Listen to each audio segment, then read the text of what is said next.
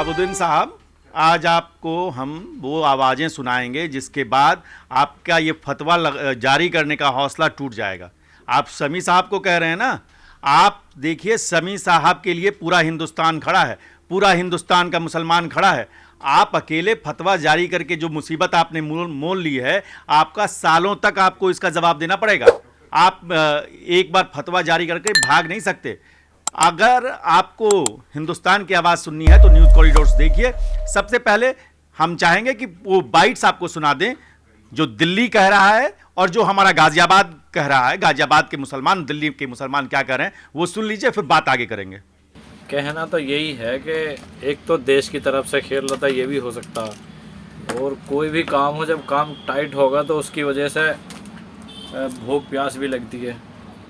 और अगर हम ही काम खेत में करेंगे तो खेत में भी हमें, अगर हमारा ज़्यादा काम होगा तो हम रोज़ा छोड़ सकते हैं। जी, रोज़ा उन्होंने नहीं रखा। उन्हें एक तो क्रिकेट खेलने होता है और एनर्जी है जो रोज़े में हालत में जो रोज़े की जो फीलिंग होती है ना, तो रोज़े की फीलिंग मतलब इंसान को थकाती है। और क्या नाम है, थकाने के बाद इंसान को मतलब बिल्कुल थका देती है रोज़े की फीलिंग। मतलब खाली पेट रहेंगे, पानी नहीं पिएंगे तो इंसान को मतलब टूटन महसूस होती है शरीर में। तो वही देश के लिए वो खेल लेते हैं, अच्छी बात है। मतलब रोज़ा उन्होंने नहीं रखा वो तो कोई बात नहीं, देश के लिए, वतन के लिए कोई बात नहीं, ये तो होता है। तो सुन ली शहाबुद्दीन रिजवी साहब, आप ही से कह रहे हैं, सुन लिया ना आपने। ये हिंदुस्तान का मुसलमान है, राष्ट्रभक्त मुसलमान, आपके फतवे से डरने वाला नहीं है। आप जो टीवी चैनलों पे साजिद रशीदी साहब से बहस करके भाग गए, आपको भागने नहीं देंगे हम। हमारे साथ हरीश हैं, हमारे साथ वक्ता जी हैं, इन दोनों ने ग्राउंड पे जाके देखा है। वक्ता, क्या देखा आपने? बिल्कुल सर, ग्राउंड पे उतरे और हम लोगों ने साफ तौर पर देखा कि जिस तरह की बातें शहाबुद्दीन रिजवी ने की हैं, वो जो हमारे देश के मुसलमान हैं, राष्ट्रभक्त मुसलमान हैं, उनके मुंह से तो हमें उस तरह की बातें सुनने को नहीं मिली। जब हम ग्राउंड रिपोर्टिंग के लिए हरीश जी और मैं और आप जब उतरे थे तो साफ तौर पर मुसलमानों का जो राष्ट्रभक्त है उनका ये कहना है कि शमी एक ड्यूटी पर है, राष्ट्र की ड्यूटी को निभा रहे हैं, खेल कूद कर रहे हैं। और जब इतने बड़े मैदान में इस गल्फ कंट्रीज में जाकर वो मैच खेलते हैं तो वहाँ पर गर्मी पड़ती है और जाहिर सी बात है कि वो इस रोजे को आगे भी कंटिन्यू कर सकते हैं। और वो कोई इस्लामिक स्कॉलर तो है नहीं कि वो ये तय करेंगे कि इस्लाम में क्या कुछ चीजें लिखी हुई हैं, क्या कुछ गलत है, क्या कुछ सही है। वक्ता, हम बहस को आगे बढ़ाएंगे, कुछ और लोगों की आवाज इनको सुनाइए।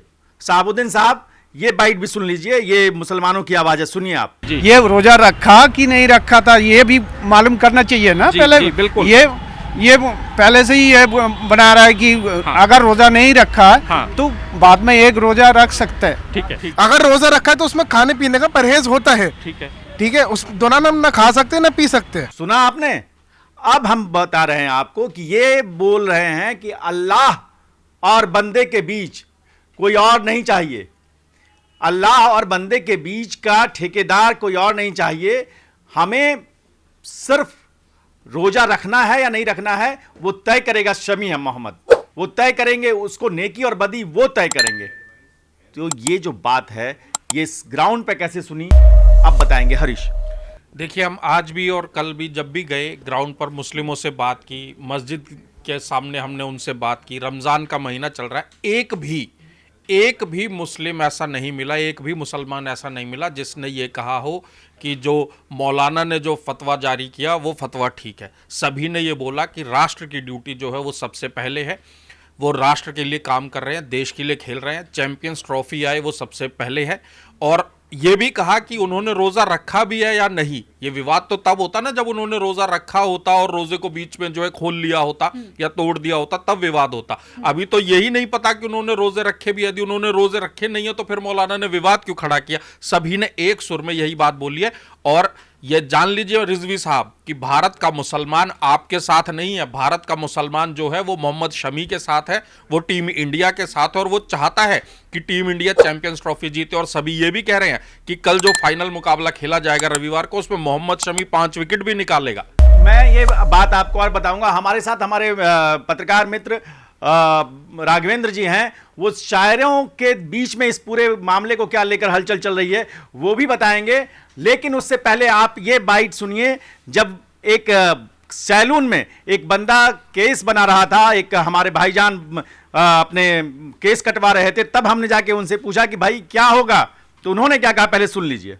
उसके बाद शायर को सुनेंगे। सर पहले हमारे लिए हमारा देश है, रोज़े की जगह, लेकिन हमारा देश सबसे पहले है। हर पाकिस्तान के मौलानाओं को मैं ये कहना चाहूँगा कि वो अपनी टीम को सुधारें, पहले ये फतवेबाजी यहाँ बंद करें। हमारा भारत देश है, यहाँ हमारे देश सबसे पहले हमारा देश है, उसके बाद ये फतवे जारी करें। वो जो मोहम्मद शमी ने करा है अपनी टीम के लिए, अपने देश के लिए, वो ऐसे ही करेंगे और उनको कोई फर्क नहीं पड़ेगा इस बात का। तो सुन लिया रिजवी साहब। अब आ गए हमारे राघवेंद्र जी भी। राघवेंद्र जी, आप लगातार शायर कम्युनिटी पर नजर रखते हैं, ये बताइए कि शायरों के बीच में इस पूरे विवाद को लेकर क्या कुछ चल रहा है?